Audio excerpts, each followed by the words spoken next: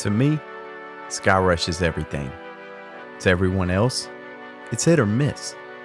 Tabbed as one of the greats or one of the greatest letdowns.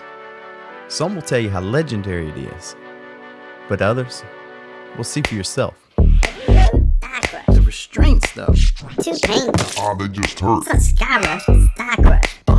Skyrush. Have you rode Skyrush? Too painful. They're too strong. Worst restraints ever. They hurt. I don't like the color. That yellow, that blue. It's got a battle. The vibration trains are too heavy. The wing seat. Prototype. It's got a weird station. Horrible view. Why do they even call it Skyrush in the first place?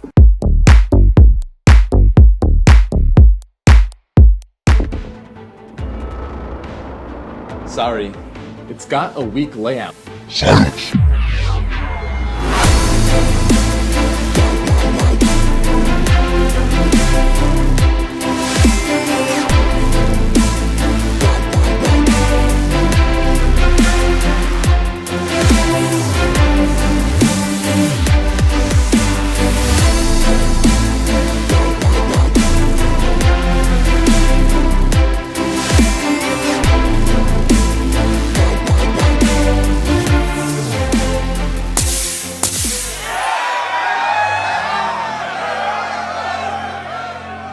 Now before I dive into this video, I just want to take a second and give Airtime Thrills a shout out.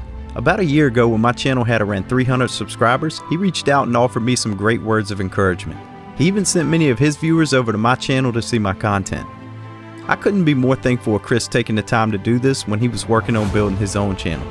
So if you haven't already, make sure to head over and show him some support. I'll link his channel at the end of this video.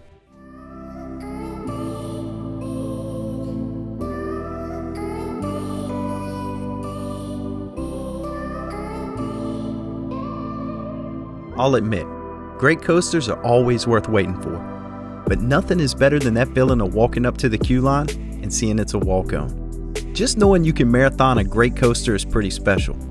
Over the last 2 years, I've made 11 trips to Hersheypark. 9 of those had walk-ons for Skyrush, and just 2 required a wait that was never longer than 30 minutes. It may not have anything to do with the layout itself, but being able to easily ride a great coaster adds to the experience that ultimately ranks it higher for me.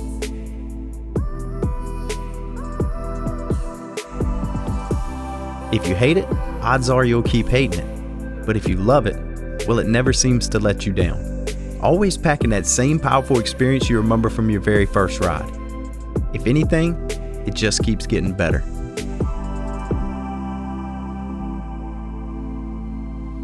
I can't even begin to tell you how much I enjoy making that trip up the lift hills. The slower, the better, because I'm taking in everything. How full are the parking lots? Lines for other rides. If I see people, then they can see me, so I know my camera will get the perfect view too.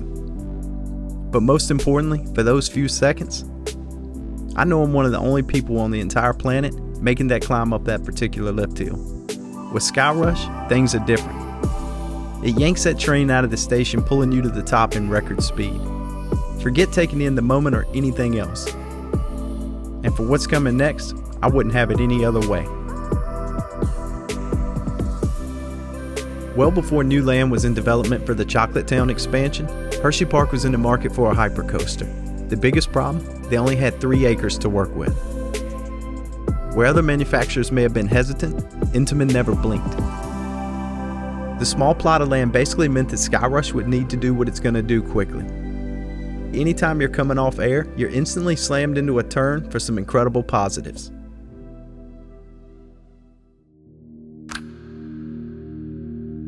You know, they say one man's trash is another man's treasure. And I guess they're right. Because if it were up to me, these trains would be on a lot of Intamins. I know people knock them pretty hard. But for me, it's all about the payoff. Nothing else really matters. Change the setup, and Skyrush is never the same. The amount of room the trains provide is pretty unheard of. I mean, you could stretch out for days. And the lap bar is a perfect design. Being that it both pulls down and it's out of your way allows for ultimate freedom.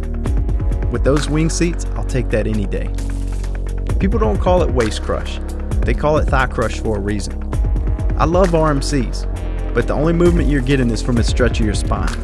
With Skyrush, it allows for much better lower body movement. But that's just me. And if you don't like them, nothing I say is going to change your mind. Sometimes you just never know what you got until it's gone.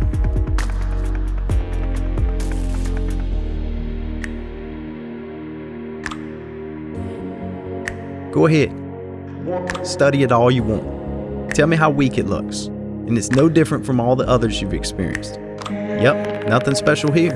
And you'd be wrong. Very wrong. It's straight nasty. Some things just can't be put into words, and this is one of those things. If you want to experience it, all I can say is back row, wing seat. In those 3 seconds, you'll experience legit ejector, followed by fear and confusion, and finished off with an adrenaline rush so strong, you'll spend the rest of the day questioning every other drop you've ever experienced.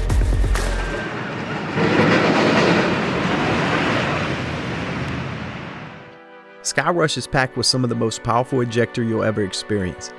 4 great moments that drop in 3 main pops. Ranking the amount of air you get during each moment from 1 to 10, it would look like this. First drop, ace. First heel, king.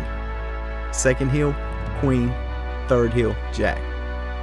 So far in my journey, Skyrush and El Toro have spoiled me in this department to the point I'm uncertain if it can ever be matched at any point down the road.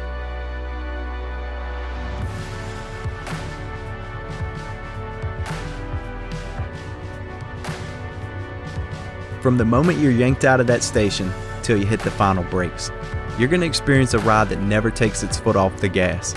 Not an inch of wasted track, not a single dull moment. I'll take that 42 seconds of adrenaline over 90 seconds of a weak layout any day. Too often, parks and manufacturers rely too heavily on extra gadgets and theming to improve a ride's experience and draw in the crowds. And there's nothing wrong with that. I enjoy them and they do what they're meant to do. They entertain. And far too often, the stats of a ride are more of a focus than the ride itself. You'll hear people say things like, "It's not bad at all. You'll be fine after the first drop." But why waste all that potential energy? Personally, I'd rather be fine when it hits the final brakes, not after the first drop. After all, I truly believe it's the strongest of layouts that have the most potential of turning a single fun day out into a lifetime of travels, exploring this earth for that next game-changing experience. I'll always owe I-305 a debt of gratitude for opening that door for me. But the only question now, which coaster opened that door for you? Let me know in the comments below. And I hope you'll consider subscribing.